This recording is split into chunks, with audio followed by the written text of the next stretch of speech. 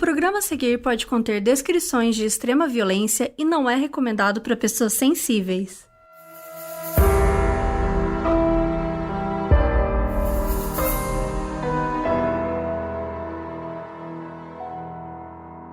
Oiê, eu sou a Mabê. E eu sou a Carol Moreira.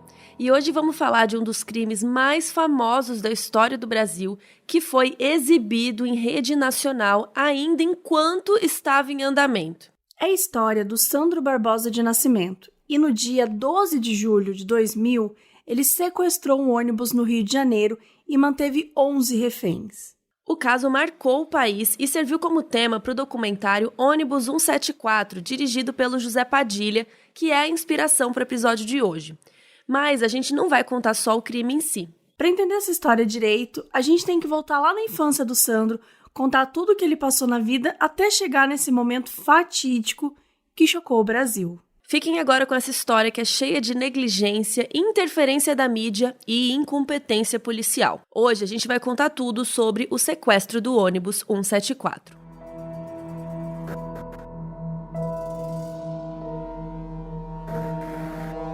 Sandro Barbosa do Nascimento nasceu em São Gonçalo, no estado do Rio de Janeiro.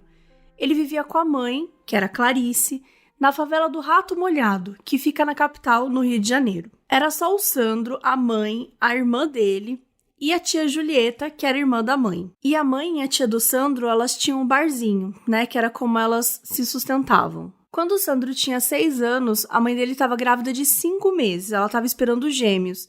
E estava tudo normal. Até que um dia, 3 caras entraram no bar, provavelmente para assaltar, e eles eram muito violentos e esfaquearam a Clarice. E ela caiu no chão machucada. O Sandro viu tudo e foi correndo chamar a tia Julieta. Mas quando eles voltaram, a mãe do Sandro já estava morta. Então, a tia Julieta ficou responsável pelo Sandro e pela irmã, só que o Sandro não quis ficar com a tia. Ele ficou muito traumatizado e ficar naquela cena, ficar próximo do lugar onde a mãe dele tinha morrido, foi muito difícil para ele. Ele nem quis ir no enterro da mãe e tal, ele só queria ficar afastado daquilo. Então um dia ele acabou andando sozinho pela rua e ele acabou indo pro Meier, onde conheceu outras crianças em situação de rua. Eles se juntaram e começaram a pedir esmola em Copacabana, porque era um bairro mais rico, né? Então eles tinham mais chances de receber dinheiro. O Sandro recebeu o apelido de Mancha, porque ele tinha uma mancha de nascença. Além disso, ele era negro e ele era bem magrinho. O que rolou com o Sandro foi o seguinte: no início, ele tentou viver de uma maneira mais tranquila, ele pedia dinheiro no metrô, ele ia em restaurante, pedia água, pedia comida, só tentando manter as necessidades básicas mesmo. Mas ele foi percebendo que nem sempre isso dava muito certo, então ele começou a cometer pequenos furtos, só para conseguir a comida daquele dia específico. Só que isso foi aumentando e ele começou a se drogar, começou a roubar cada vez mais e foi pegando as manhas com seus amigos ali mais velhos, e quando ele viu, ele já estava vivendo só do crime. Ele continuou vivendo nas ruas até que na adolescência outra tragédia mudou sua vida para sempre.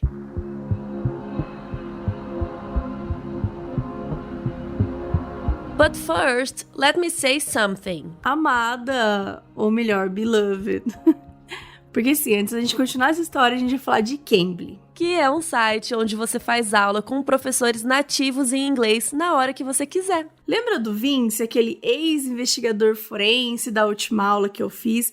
Que, enfim, vocês ficaram falando, traz pro Modus. Enfim, eu conversei com ele de novo e ele contou que participou de um episódio de um programa de TV falando de um caso que ele trabalhou. Esse programa, ele é da CBS e ele é sobre crimes reais. O nome dele é 48 Hours, né? 48 horas. E ele é bem famoso lá nos Estados Unidos. Aí, a Mabê foi lá e perguntou pra ele por que este nome. Vamos ouvir o que ele disse. Said that the first 48 hours after a homicide happens are the most important, the most crucial to the investigation. So if you don't get a lead, if you don't get any evidence or information within the first 48 hours, it becomes much more difficult to solve. It could easily turn into a cold case. Ele disse que isso é muito triste, mas infelizmente esse nome se dá ao fato de que as 48 horas seguintes a um homicídio são as mais cruciais para obter informações para resolver um crime. Passando desse período, se você não tiver nenhuma evidência, nenhuma informação que leve a qualquer coisa, a chance de virar um cold case, né, um crime não resolvido, é muito grande. E a gente acaba falando muito sobre isso aqui, né? Dessa importância da investigação inicial, de conduzir bem as entrevistas, encontrar as testemunhas e tal. Essas coisas têm que ser muito rápidas mesmo para possibilitar que a investigação chegue de fato a algum lugar, né? Isso é super complicado, porque às vezes a condução das entrevistas, às vezes tem alguma negligência, algum problema com as pistas e tudo mais. E aí acabam rolando tanta linha de investigação que ficam meio perdidos, né? Isso sempre prejudica os casos. Mas enfim, teve essa conversa com o Vince. E por que a gente tá falando disso aqui? Porque a gente conseguiu outro negocinho bem show pra vocês de Cambly, agora pro mês de dezembro.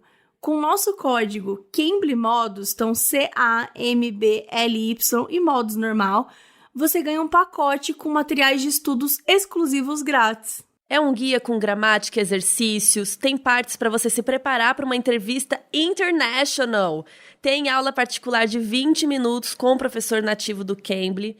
E assim, gente, é tudo. Quem sabe você não encontra o Vince, ou um outro investigador para você conversar, ou até um psicólogo, um John Douglas, entendeu? Imagina. Então é só se inscrever na plataforma usando o nosso cupom com o seu e-mail para ganhar tudo isso. É bem fácil. Então bora lá que é por tempo limitado. E o link tá na descrição.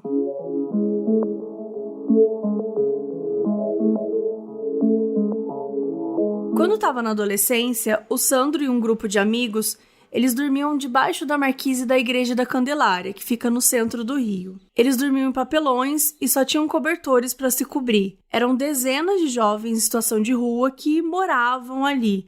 A grande maioria vinha da favela do Rato Molhado. E era comum que, enquanto eles dormiam, pessoas que passassem de noite jogassem pedras neles. Pessoas que conviveram com o Sandro, né, outras pessoas em situações de rua, sempre dizem que ele era uma pessoa muito introvertida, que ele tinha dificuldade de aprender e que ele sempre passava muito tempo sozinho, por opção mesmo, que ele falava que gostava de refletir. E ele sempre contava sobre a morte da mãe, porque era algo que realmente marcou muito a vida dele. O lugar onde o Sandro mais gostava de roubar era no semáforo, no sinal. Ele usava o dinheiro para comprar roupa e comida, mas também gastava muito em cocaína e cola. Em 93, quando o Sandro tinha 15 anos, um dos meninos que ficava naquela área foi agredido por policiais.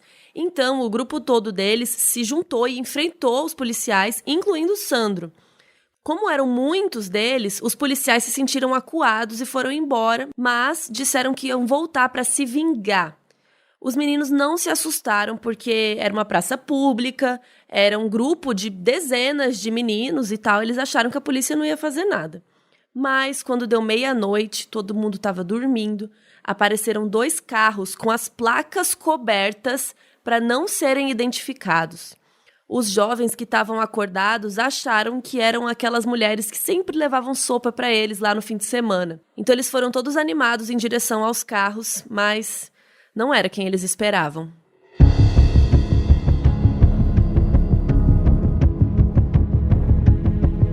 Quando chegaram ao lado do carro, alguns homens saíram dos veículos e começaram a atirar. Dezenas de jovens se feriram e, ao todo, 8 deles foram assassinados. Gente, sim, o Sandro foi um dos sobreviventes de um dos episódios mais traumáticos e violentos que ficou conhecido como a Chacina da Candelária. Depois disso, o Sandro nunca mais ficou num lugar fixo. Ele ia trocando de área porque ele tinha medo de que algo assim pudesse acontecer de novo. Um dos lugares onde ele e os amigos dormiam era perto do Jardim Botânico. E nessa área, eles conheceram um professor de capoeira que dava aula na PUC do Rio. E ele também começou a levar os meninos para ir treinar capoeira com eles. E era uma fuga da realidade pro Sandro e pros outros e tal. Que pelo menos eles tinham um momento da semana que eles praticavam uma atividade, né, com outras pessoas e com uma figura de autoridade que eles respeitavam e que tinha bastante confiança neles. Esse mesmo professor fala que eles foram deixados sozinhos várias vezes na sala e tinham objetos, tinham coisas que, enfim, eles poderiam ter roubado e que eles nunca roubaram nada, que eles eram super confiáveis e que eles tinham uma relação muito legal. E nesse momento a gente vê a falta que o acesso à educação e um ambiente seguro faz com esses jovens, que a história podia ter sido muito diferente. Mesmo tendo um ambiente positivo na capoeira, o Sandro continuava viciado em cocaína e em cola. E é óbvio, né, gente? A gente tá falando aqui de um momento legal que ele tinha na semana. Era importante, com certeza era uma fuga da realidade, era uma forma de se conectar com outros jovens, de criar relações, de construir relações importantes. Mas, enfim, depois que a aula acabava, ele voltava para a vida dele, vivia na rua, para toda a violência que ele sofria diariamente. Enfim, um tempo depois, quando o Sandro estava com 16 anos, ele e os amigos assaltaram uma mulher no carro dela, quando ela estava parada no sinal. Ameaçaram ela com um canivete e levaram o relógio e o dinheiro. Mas um policial que estava perto conseguiu pegar um dos meninos, que era justamente o Sandro. Ele foi encaminhado para o Instituto Padre Severino, e essa foi só uma das 4 vezes que ele passou por esse tipo de instituição. Durante as entrevistas de admissão, o Sandro falou que ele tinha problema de memória porque ele tinha problemas demais e que ele não gostava muito de falar sobre isso. E, muito provavelmente, né, essa perda de memória pode ter relação com esse consumo de drogas. Depois de meses lá na instituição, ele começou a receber visitas da tia Julieta, da irmã e alguns primos. E os acompanhantes dele na instituição começaram a perceber uma melhora no Sandro, que ele se aproximou mais da família e começou a ter mais perspectiva de futuro. O parecer psicológico dele deu super positivo durante a estadia, dizendo que ele aprendeu a respeitar as regras e que ele cooperava bastante. Mesmo assim, a tia Julieta não gostava do que ela via quando ela ia lá visitar ele, porque os guardas eram super grossos, até batiam nos jovens. Mas a tia não podia tirar o Sandro de lá porque ele estava em custódia. Era muito comum os meninos lá se juntarem e fugirem da instituição. Como não era permitido atirar em menores, se eles se rebelassem, os meninos meio que se aproveitavam disso, porque eles sabiam que não podiam atirar neles, então eles se juntavam em dezenas ou até centenas e viviam fugindo. Eles fugiam, eram pegos e no mês seguinte recomeçava o ciclo. Uma vez o Sandro contou para a tia Julieta que ele estava planejando fugir e a tia proibiu ele. O Sandro falou, olha, eu tenho que ir com eles, se eu não for, eles vão fugir. Aí quando eles forem pegos de novo e voltarem aí mês que vem, eles vão me matar por ter traído eles. Ou seja, ele meio que não tinha escolha. A tia Julieta avisou a um guarda que ia rolar uma rebelião e tal, e disse que o Sandro não ia fugir. Aí disse que o guarda riu, falando, eu duvido que esse aí não vai tentar fugir.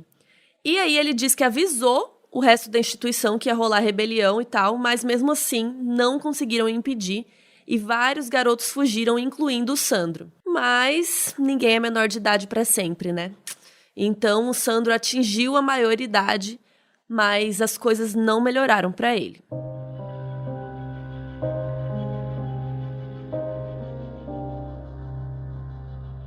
Em fevereiro de 98, o Sandro já estava com 19 anos, quando ele e um amigo tentaram fazer um assalto na Avenida Atlântica. Eles fingiram estar armados, gritando, né, que estavam com uma 45 e mandou passar toda a grana. E a dupla foi presa em flagrante, e o Sandro foi condenado a 3 anos, 3 meses e 20 dias de prisão. Ele foi mandado cumprir pena na 26ª DP, que é conhecida como Cofre. E esse nome é porque o lugar é tipo uma caixa, assim, não tem área aberta, não tem banho de sol, é tudo escuro. E o lugar era super sujo, os presos ficavam em condições subhumanas, morrendo de calor, porque lá chegava a fazer até 50 graus. E agora escuta essa, gente. Uma cela do Cofre comportava 10 pessoas, apertadas. Mas na prática ficavam 20, ficavam 30. A ponto de alguns, às vezes, precisarem ficar pendurados em cima, se agarrando nas grades, porque não conseguia nem encontrar uma posição confortável dentro da cela. A cela do Sandro, especificamente, tinha 40 pessoas. Então vamos recapitular, uma cela que comportava até 10 pessoas apertadas. A gente tá falando aqui de uma cela com 40 pessoas. Os guardas do presídio dizem que ele tinha um bom comportamento, que nunca deu problema, nem foi desrespeitoso, e que em todo o tempo que ficou lá, o Sandro nunca recebeu uma visita sequer. No Réveillon de 98 para 99, rolou uma rebelião que foi liderada por um dos caras que estava na cela do Sandro. E esse preso conseguiu pegar a arma de um dos guardas e abriu a cela, e aí, o povo todo fugiu. E o Sandro acabou indo também. Os próprios guardas falaram que quando o Sandro, tava indo, que ele ficou fazendo uma cara tipo, pô, foi mal, mas essa é a chance que eu tenho. E assim, depois de 10 meses, o Sandro escapou do presídio. Os detentos fugiram para Niterói e lá o Sandro ligou para a tia Julieta e pediu dinheiro emprestado para poder comprar um tênis e para recomeçar a vida. Ela deu o dinheiro e o Sandro prometeu, agora eu mudo de vida. Agora você vai ver, tia, eu nunca mais vou ser preso de novo. O grupo que fugiu, da rebelião, eles foram para a comunidade de Nova Holanda.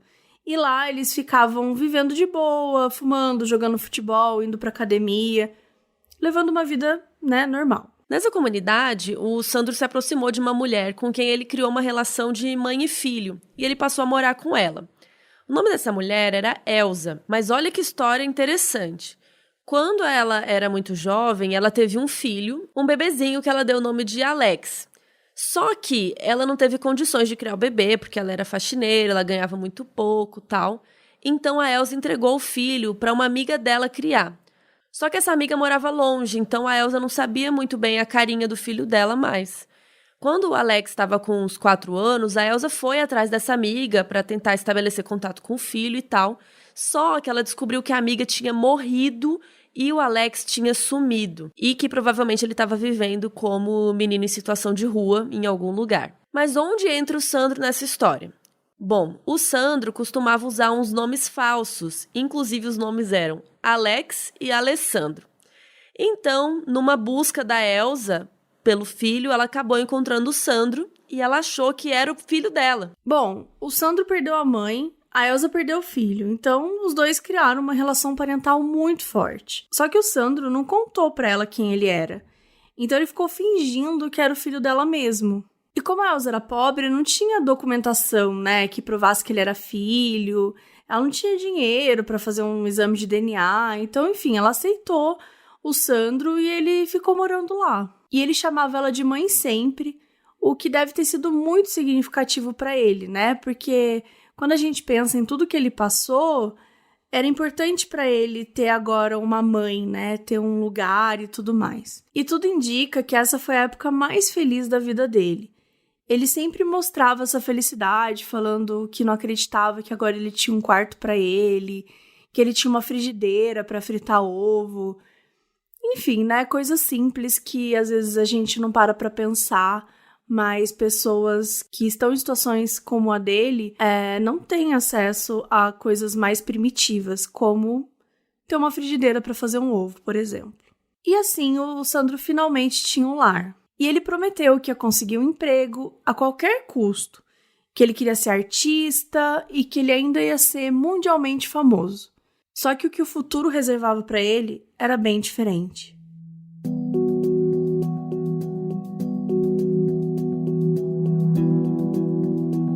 Chegamos no ano 2000, mais especificamente no dia 12 de junho.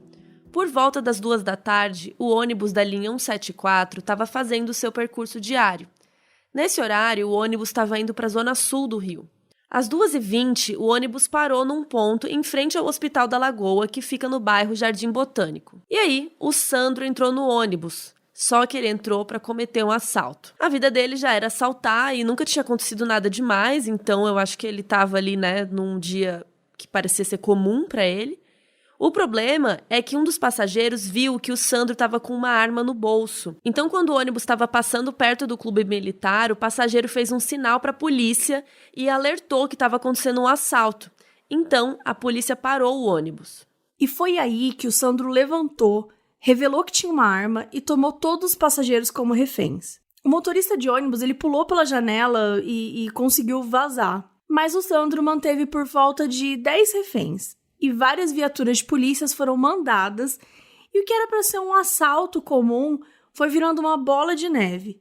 Durante 4 horas, o Sandro ficou dentro do ônibus com reféns, vários policiais cercando o ônibus, um monte de jornalista querendo cobrir a situação ao vivo e uma multidão de curiosos em volta. O famoso Lollapalooza. Pra quem não sabe, quando a gente fala Lollapalooza, é quando vira essa grande Lollapalooza mesmo. É como se fosse um festival, só que é o festival da tragédia, né? Que as pessoas estão lá em volta querendo entender o que aconteceu, civis, pessoas comuns que estão passando por ali, e acaba atrapalhando o trabalho de gente que precisa estar ali de verdade, tipo, sei lá, a polícia, por exemplo. Ele tava com uma camiseta preta ao redor do rosto e um boné virado para trás, e, óbvio, com a arma na mão. Tava montado um dos maiores circos midiáticos da história do Brasil. Quem ficou responsável pela situação foi o BOP, o Batalhão de Operações de Polícias Especiais. O documentário do Padilha fala dessa questão de que muitos policiais não são pessoas que estão ali por amor à profissão, e sim por falta de opção, falta de emprego. Então, muitos policiais que estão ali, eles não entendem muitas problemáticas sociais. Eles estão ali só, vão prender, vão matar criminoso, é simples. E o BOP, ele é formado por policiais militares que são extremamente aptos física e mentalmente, e eles são voltados para o dever deles a qualquer custo. Eles são aqueles policiais barra pesada. Se vocês viram o filme Tropa de Elite, que inclusive é do mesmo diretor, né, você sabe mais ou menos qual é a do BOP. E tem um trecho no documentário que um policial falou de maneira anônima. Abre aspas. Ele não tinha chance alguma de sair vivo dali ou ter as suas exigências atendidas. O BOP nunca perdeu um refém. Fecha aspas. Tem duas pessoas importantes que a gente tem que focar, que é da polícia. O Coronel Penteado, que era quem estava liderando a operação toda, e o Capitão André Batista, que era o negociador. Ele que foi chamado para poder coordenar o diálogo com o Sandro. E uma coisa que atrapalhou demais a polícia é que ninguém sabia nada sobre o Sandro, ninguém sabia sobre o passado dele. Então, por exemplo, o Capitão Batista perguntou se podia chamar ele de Sérgio, e o Sandro concordou. E eles passaram muito tempo achando que o nome dele era Sérgio. Ninguém sabia que ele tinha sido um menino em situação de rua, sendo que essas informações, né, elas são importantes na hora de negociar. Porque o negociador, né, todo o papel dele ali é construir um perfil psicológico para entender como é a melhor maneira de abordar aquela pessoa, né? E esse perfil psicológico, ele muitas vezes tem a ver com o passado da pessoa, com as vivências dela, com os comportamentos que ela tem e todo esse background que vem, né, de uma pessoa. O Capitão Batista percebeu que o Sandro não tinha nenhum grande plano. Era só um ladrão que foi interrompido quando estava praticando um crime. E o Sandro não conseguia nem formular as demandas dele, porque ele não tinha nenhuma. Ele só queria sair dali. O Coronel Penteado começou a organizar estratégias para fechar o cerco. Até então, a maioria dos policiais estavam todos se concentrando no lado direito do ônibus, de frente para o Sandro. Então começaram a ir para outras beiradas, com armas. Alguns foram para a laje, né, que tinha do lado, para ver se conseguia uma boa mira deles. E uma irresponsabilidade enorme da polícia foi que eles não fecharam o perímetro em volta. Gente, eles não passaram faixa, não fizeram nada para impedir as pessoas de chegar ali perto. E assim, tinha um monte de jornalista e um monte de gente curiosa, um monte de cidadão ali, quase colado no ônibus, assim. Se o Sandro desse a louca, começasse a sair atirando, sei lá, ia ter um monte de vítima em potencial ali. E assim, a polícia não fez um cerco, que é um absurdo. Eles estavam com 4 táticas para lidar com a situação. A primeira era a negociação, a segunda era o uso de agentes não letais, a terceira seriam os snipers, que são aqueles atiradores especializados em tiros de longa distância, que estavam na laje esperando para atirar, e a quarta era o grupo de intervenção, preparado para invadir o ônibus se fosse preciso. Só que o Coronel Penteado estava se comunicando com as equipes por mímica. Não tinha um rádio, não tinha walkie-talkie para eles conversarem entre si. Inclusive o Sandro podia ver qualquer sinal que eles estavam fazendo com a mão. Sem falar que as equipes não estavam conectadas. Ninguém sabia a hora de agir de cada um, ninguém estava combinado, sabe? E ainda por cima chegou um momento que o Coronel Penteado recebeu uma ligação, ninguém sabe de quem, se foi do governador, do secretário de Segurança Pública, não se sabe. Mas aparentemente era alguém bem importante que deu a ordem para poupar a vida do Sandro. E isso então impediu o uso dos snipers, dos atiradores de longa distância. O Sandro estava completamente cercado por todos os lados. Tinham vários policiais. E tudo indica que ele estava meio drogado, porque as pessoas que viviam em situação de rua com ele falavam que o Sandro não costumava roubar ônibus, que ele geralmente roubava semáforos, esse tipo de coisa, e que ele odiava fazer cena, e mesmo quando ele se drogava muito, ele nunca levantava a voz para uma pessoa ou falava de maneira intensa. Então, como tudo isso estava acontecendo, então ele provavelmente estava drogado há muitos dias para ter chegado naquele nível. Ele falou para os reféns: eu tenho 4 balas, uma para você, uma para você, uma para você e uma para mim. Aí uma hora ele deu um tiro, ele atirou para fora do ônibus, só que ninguém se machucou. E assim, o Sandro ficou com apenas 3 balas. O Sandro queria colocar uma das reféns para dirigir o ônibus para sair dali, só que assim, não ia funcionar, porque a polícia estava tampando lá na frente do ônibus com as viaturas. Uma hora, uma das reféns perguntou para o Sandro por que ele estava fazendo isso. Ele respondeu que não queria matar ninguém, que só queria fugir, mas que se fosse preciso, ia colocar a chapa para esquentar. O Sandro ficou falando para os reféns que não tinha medo de nada, que podiam vir para cima dele, que a família dele já tinha toda morrido mesmo, que ele não tinha nada a perder. Aos poucos, ele começou a liberar os reféns. Ele não seguiu nenhum padrão, tipo, vou soltar um refém por hora. Sei lá, ele foi soltando quando dava na telha. Ele chegou para um refém, assim, do nada e falou: você é estudante, né? Sai aí que você deve estar atrasado. A artesã, dona Damiana Nascimento de Souza, que estava ali dentro do ônibus, começou a passar muito mal. E por causa disso, o Sandro deixou ela sair. Logo em seguida, ela teve um derrame. Com mais ou menos 1h30 dessa confusão, um dos reféns, que era um pedreiro, pulou pela janela do ônibus e fugiu. Ele foi detido pela polícia em seguida porque desconfiaram que ele fosse cúmplice do Sandro. Afinal, para eles era muito estranho o cara sair assim tão fácil sem o Sandro atirar nele, nem nada. O cara passou o resto do dia na delegacia, foi jogado no chão, foi pisado, sofreu violência policial totalmente fora de série, e depois acabou sendo comprovado que o pedreiro não tinha nada a ver com o crime. E aí a gente tem um elemento importante na história, né? A famosa mídia.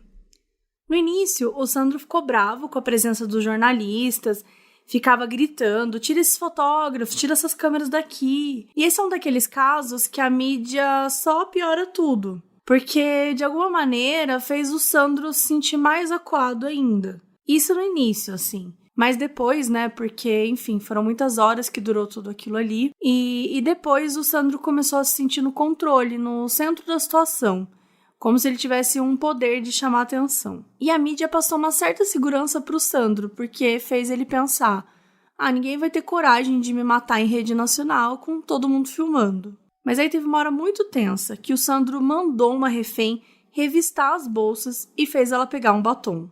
O Sandro colocou ela para escrever: ele vai matar geral às 6 horas, né, que seria 6 horas da tarde, da noite. E a menina escreveu isso no vidro do ônibus usando o batom.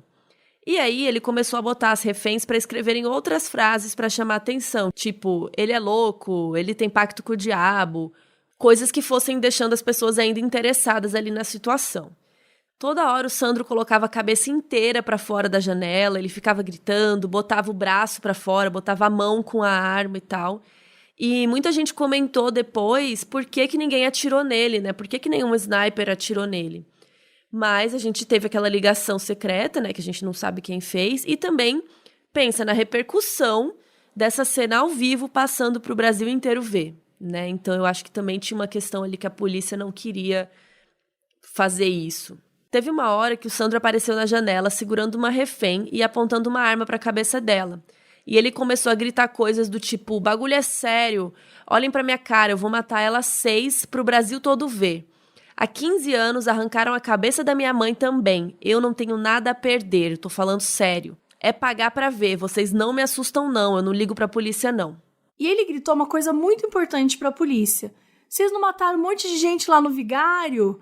Não mataram meus amigos na Candelária? Pois é, eu tava lá. Então nessa hora o Sandro tava citando a chacina da Candelária, que a gente já explicou aqui antes, né? Que 8 amigos dele foram assassinados. E outro caso que ele citou se referia à chacina do Vigário, que um grupo de pessoas, que incluía vários ex-PMs, invadiram a favela do Vigário Geral, na Zona Norte, e mataram umas 20 pessoas sem motivo algum. E ambos os casos ocorreram em 93 e são exemplos tristes do extermínio policial contra a população negra e pobre.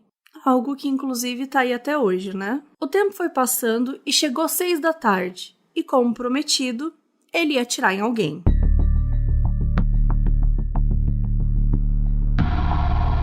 Quando foi se aproximando do horário, lá para umas 5h40, ele cobriu uma refém com um saco. O nome dela era Janaína. Ela falou que não estava conseguindo ver nada e o Sandro falou que essa era a ideia. Ele falou para Janaína que ia contar até 100 e que quando ele terminasse, ele ia atirar nela. O Sandro chegou na janela e gritou para a polícia que ele queria R$1.000, 2 granadas e um rifle. Senão, ele ia matar a Janaína. Ele começou a andar de um lado para o outro do ônibus, contando 1, 2, 3... E aí ele pulou do 3 para o 60 e continuou contando. O Sandro foi gritar de novo com a polícia porque eles não estavam tomando providência nenhuma. Ele ficou irritado e atirou na refém, mesmo ainda faltando uns 20 minutos para 6. Isso, todos os outros reféns gritando, aquele auê e tal, e esse foi o sinal que a polícia precisava invadir o ônibus e fazer alguma coisa. Quando tem mais de um refém ali e um deles é baleado, a regra do BOPE é que a polícia tem que entrar, não pode ficar esperando a pessoa atirar nos outros. Mas por algum motivo, o Coronel Penteado não permitiu. Ele passou um tempão no telefone com a delegada e com o chefe do batalhão da área. Os snipers já estavam com a mira no Sandro, mas o coronel não deixou. Quando deu 10 para 6, o Sandro pegou uma outra refém, a Geisa Firmo Gonçalves, que era professora. E ele ficou apontando a arma para ela, gritando: "Que demora é essa? Cadê as coisas que eu pedi? Se der 6 horas e não chegar, eu vou matar outra, eu já matei uma." E coisas do tipo. Um policial mandou a Geisa manter a calma. E aí que ela se estressou e ela começou a gritar: "Fica calma, é porque ninguém tá apontando a arma pra sua cabeça, né? Dá um tempo." Tipo, até ela ficou muito puta com o policial, tal, na hora. E acabou rolando isso. E do lado de fora do ônibus, a polícia não sabia se a Janaína tava morta, se tava ferida. Apesar dos reféns gritarem: "Ela tá morta, ela morreu, ela morreu." Só que a polícia achou que era tudo blefe, que se tivesse morrido de verdade, que os outros reféns teriam um impulso de tentar pular pela janela, fugir, coisas do tipo. Será que a polícia estava certa?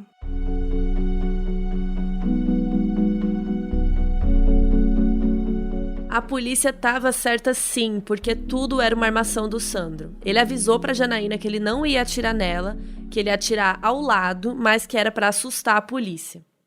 O Sandro mandou todo mundo gritar e fingir que ela tinha morrido, inclusive a própria Janaína estava gritando lá deitada no chão. E aí, quando o Sandro percebeu que isso não estava colando, ele continuou botando a banca, gritando que dessa vez ele ia atirar na Geisa, na frente de todo mundo, para ninguém ter dúvida de que ele tinha feito isso. O Sandro ficou pé da vida porque ele pediu um carro para ir embora e nunca que esse carro chegava. Mas a polícia ficou dizendo para ele que calma, não, tá vindo, beleza, calma.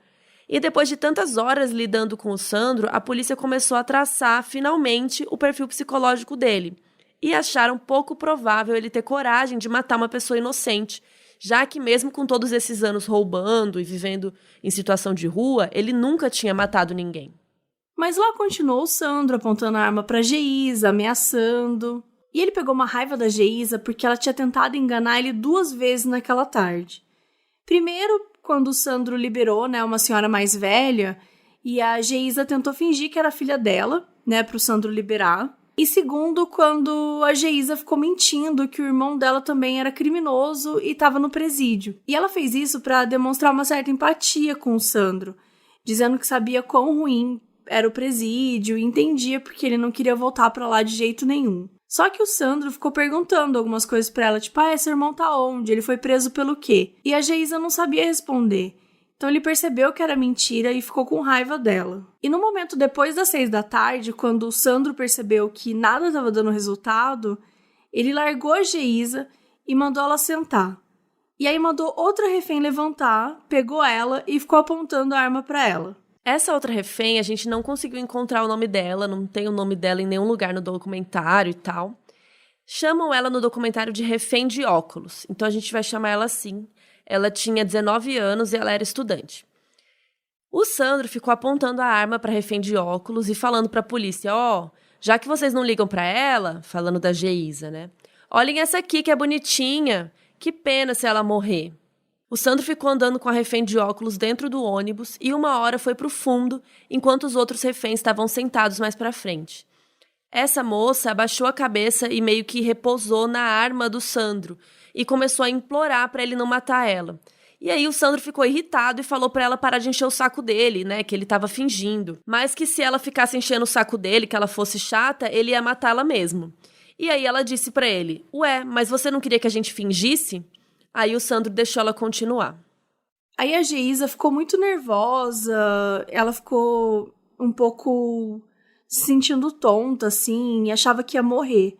Daí ela foi pro fundo do ônibus e sentou com a refém de óculos, que ficou tentando acalmar a Geisa. E a polícia percebeu que a refém de óculos era a mais calma da situação e começou a tentar mandar uns sinais pra ela, dizendo pra ela se aproximar do Sandro, pra manter ele calmo e tal. E daí a refém de óculos começou a conversar com ele, perguntou sobre a família dele, tentou, enfim, fazer parecer que eles estavam num ambiente casual. A refém de óculos colocou no Sandro uma medalhinha com a imagem da Virgem Maria e perguntou se ele acreditava nisso. O Sandro falou que ele só acreditava em Deus. Aí a refém de óculos falou que a maior vítima dessa situação era o próprio Sandro, e ele fez uma cara pensativa. Ele ficou um pouco confuso, levantou, ficou dando algumas voltas dentro do ônibus.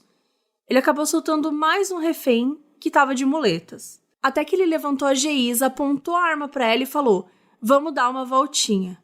O Sandro abriu a porta e eles saíram do ônibus pela primeira vez.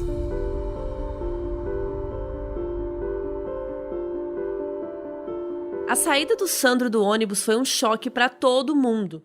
Os reféns não estavam esperando isso, muito menos a polícia. Até porque na hora que o Sandro decidiu, ninguém estava tentando convencer ele de nada, ninguém estava fazendo nada. A decisão do Sandro não foi boa para a polícia, porque não é indicado para eles deixar uma situação que está parada, né, estática, se tornar móvel. Ou seja, eles supostamente estavam no controle, mantendo o Sandro ali dentro.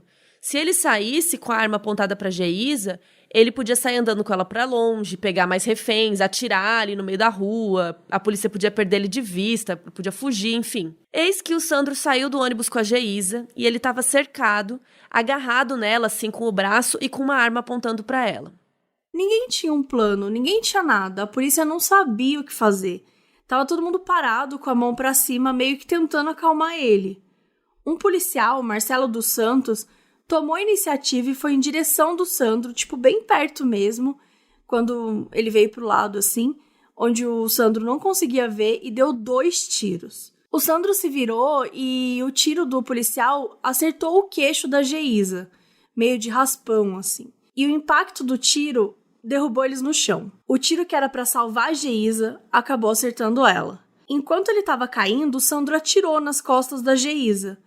E aí, quando tava no chão, o capitão Batista pulou em cima do Sandro, achando que o Marcelo tinha acertado o tiro nele, né? E que o Sandro estaria morto. E quando viu que ele não tava, o capitão Batista foi pegar na mão do Sandro para tirar a arma dele, só que nesse mesmo momento, deu tempo do Sandro atirar na Geisa de novo. Foi nessa hora que começou o caos. Todo mundo que tava lá começou a correr na frente, assim, pra ir linchar o Sandro. Dezenas e dezenas de pessoas. A polícia teve que fazer uma barreira humana para impedir que ele fosse morto ali mesmo. O corpo da Geisa foi carregado por um bombeiro e as câmeras pegaram tudo, assim, gente. É uma cena muito triste. Ela estava desacordada e quase meio que caindo, assim, do colo dele. Ela foi levada para o hospital, mas infelizmente ela já chegou lá morta. Tinha muito sangue dela na cabeça do Sandro, então os policiais acharam que ele já tinha levado algum tiro, mas ele não tinha. Levaram ele então para o carro da polícia. E a versão oficial que os policiais deram foi que depois que eles levaram o Sandro para o carro, ele ficou muito agressivo lá dentro, chutou o vidro da janela, mordeu policiais e até quebrou o braço de um. Então, de acordo com eles tiveram que sufocar para ele desmaiar. Só que aí ele morreu asfixiado. O Sandro tinha 21 anos. A autópsia indicou que a Geisa foi morta com 4 tiros. Um do policial, no rosto, e 3 do Sandro nas costas. Ela tinha 20 anos e foi enterrada na cidade de Fortaleza. E lembram da Elsa? Aquela que tinha acolhido o Sandro, achando que ele era o filho perdido dela, o Alex? Então, a Elsa assistiu tudo, né? Assistiu todo o sequestro da TV e no dia seguinte ela foi na polícia dizendo que o filho dela que tinha morrido. Isso confundiu muito a polícia, porque naquela hora eles já tinham encontrado o documento do Sandro, então já sabiam o nome dele, já tinha visto quem que era a mãe biológica dele e tal. Só que de qualquer modo eles fizeram um teste de DNA, né, para entender um pouco e realmente deu que a Elsa não era a mãe dele. Como nenhum parente do Sandro tinha aparecido, o corpo dele passou semanas no Instituto Médico Legal, até que o Sandro foi enterrado como indigente. A Elsa foi a única pessoa que foi ao enterro dele, acompanhada de um amigo. Em 2001, um ano depois de tudo isso, a linha 174 foi renomeada como linha 158. O nome já mudou mais 2 vezes desde então. E os 3 policiais que mataram o Sandro? Pois é, eles foram a julgamento em dezembro de 2002, 2 anos e meio depois do crime.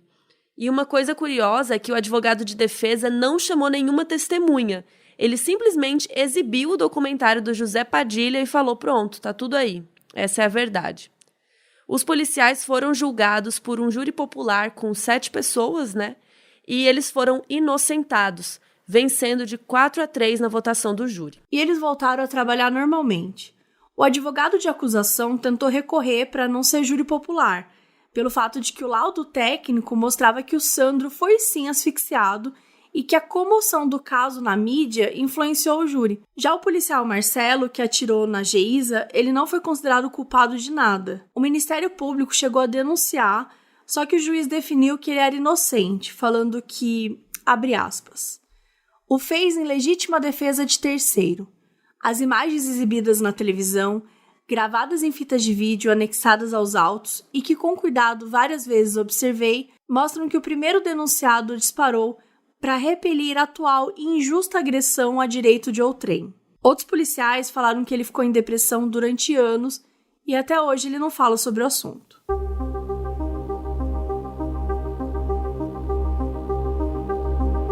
Ai, gente, assim, eu tava revisitando, né, uns vídeos antigos da época, tal, como que os jornais se referiam a essa história. E até vi, né, uma coletiva do Fernando Henrique Cardoso repudiando e tudo mais. Enfim, uma coisa que ele era o presidente na época, né? E, gente, aquela cena do Sandro que a gente não sabe na hora, né, mas que o que a gente entende é que o Sandro tinha sido assassinado ali, né, porque ele leva uns tiros e cai com a Geisa. E essa cena é uma coisa que fica repetindo muito em todos os noticiários. E eu lembro muito dessa cena, e aí eu lembrei da época que ficava repetindo, aparecia num jornal, aparecia no outro, aí dava o jornal da noite, aí dava o jornal da madrugada, aí dava o jornal do dia seguinte, e todos os jornais mostravam a mesma cena repetidamente. E é uma sensação muito horrível, porque você tá vendo alguém atirando em alguém, né, ali na televisão, assim, você tá assistindo isso muitas vezes. Então eu lembrei daquela sensação que foi de ver as notícias. E naquela época a gente não tinha as mídias sociais como a gente tem hoje, né? Que hoje, quando acontece uma coisa muito grave e tal, você fica sendo bombardeado também. Tanto que é uma coisa que eu costumo fazer quando algo muito grave acontece, é sair das redes sociais na hora, porque aquilo acaba tomando uma proporção tão gigantesca que pesa muito. Depois eu vou ler com calma, tento me informar com calma, mas busco algumas fontes, mas sem aquele sensacionalismo, sem aquela loucura de você ficar sendo atingido por um monte de coisa ao mesmo tempo. E essa história de, ele tava violento, a gente teve que segurar ele. Gente, na boa, essa história é estranha. Tá, assim, ele já tava cercado por policiais, ele já tava sendo levado na viatura, ele foi pego sem ferimento nenhum, e de repente ele morre. Assim, desculpa, não dá pra engolir essa história, sabe? Não dá pra acreditar. E, gente, pra falar desse caso também, pelo amor de Deus, sabe? Ficou aquele Lollapalooza em volta. E, cara, quando o Sandro caiu no chão, a galera correndo pra linchar ele. Tipo assim, isso é um absurdo. É um absurdo que você não tenha impedido as pessoas de estarem ali. Primeiro que são civis ali, numa situação que tem arma de fogo. Isso é muito perigoso. Tipo, eles poderiam ser acertados, eles poderiam morrer. Enfim, né? Isso já não pode acontecer numa situação normal. Então, foi muito errado mesmo a polícia permitir a população estar tão próxima e eles não chegaram a atingir o Sandro nem nada.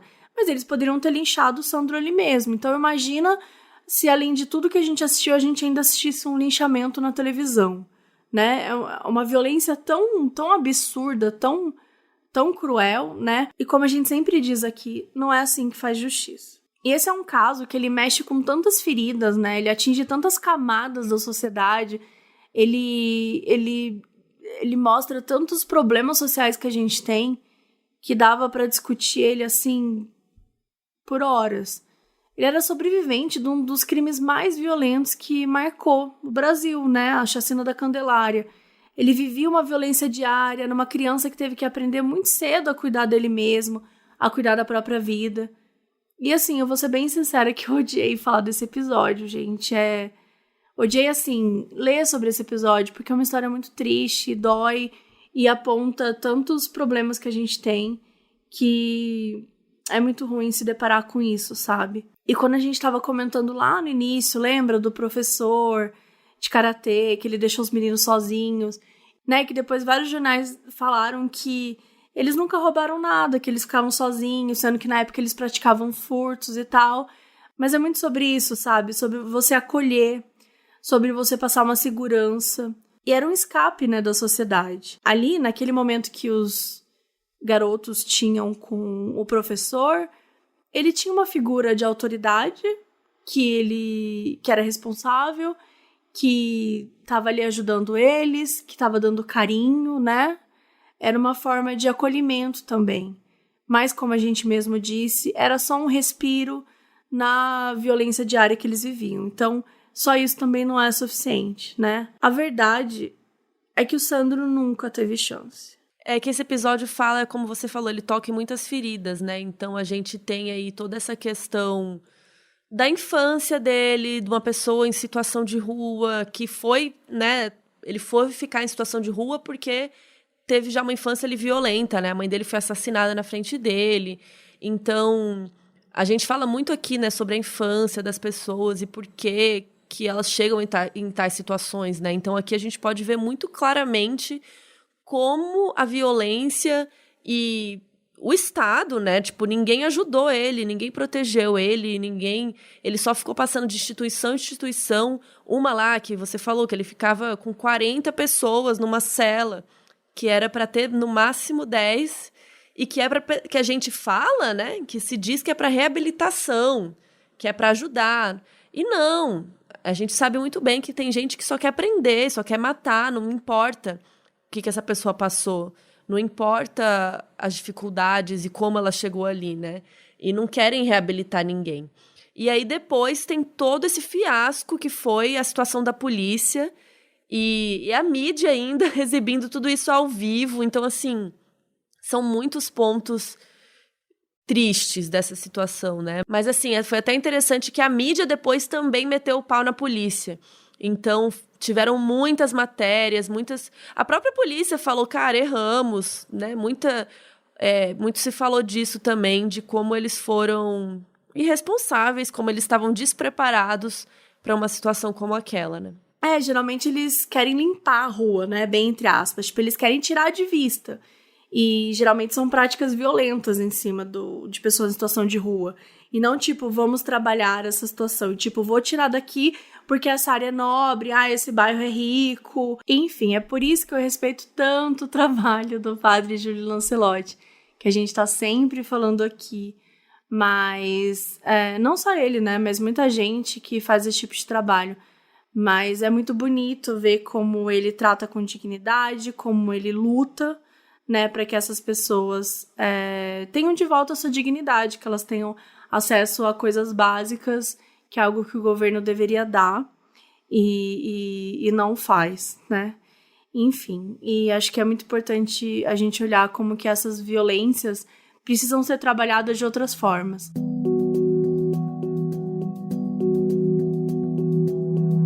Já fazem 20 anos desde o sequestro do ônibus 174. Os reféns até hoje carregam traumas. A dona Damiana, que teve o derrame, ficou quase 5 anos sem conseguir falar. E a Geisa tinha só 21 anos e estava grávida de 2 meses quando tudo aconteceu. Foi estabelecido que a família da Geisa deveria receber R$50 mil e uma pensão vitalícia no valor de 3 salários mínimos. Até 2015, 15 anos depois, o pai da Geisa ainda não tinha recebido nada. Em 2020, o jornal O Povo fez uma reportagem sobre os 20 anos do ocorrido e não conseguiu achar o pai da Geisa. Eles falaram com o Delano Cruz, que era advogado da família na época, e ele disse que não sabe onde o pai da Geisa está, que ele perdeu contato e ele desapareceu. As próprias autoridades de segurança da época disseram que a operação foi um desastre. Depois disso, o BOPE até mudou suas estratégias e treinamentos. O Sandro morreu, um jovem que sempre foi vítima da violência e do Estado, não teve nem chance de pagar pelo seu erro. Os homens que mataram o Sandro continuam livres.